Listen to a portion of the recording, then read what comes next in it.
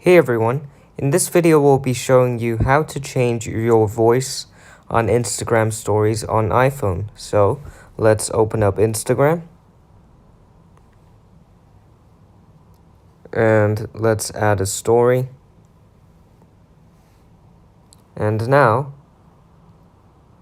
instead of tapping on the record button, swipe all the way until you reach Browse Effects.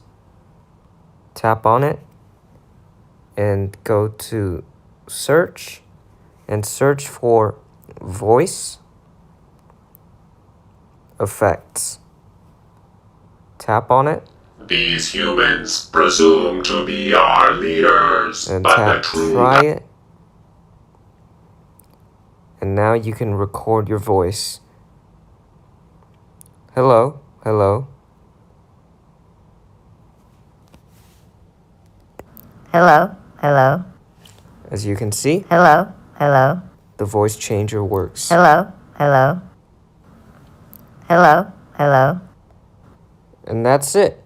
Thanks for watching this video. If you found it helpful, please leave us a like, comment if you have any more questions, and subscribe to our channel for more content like this in the future.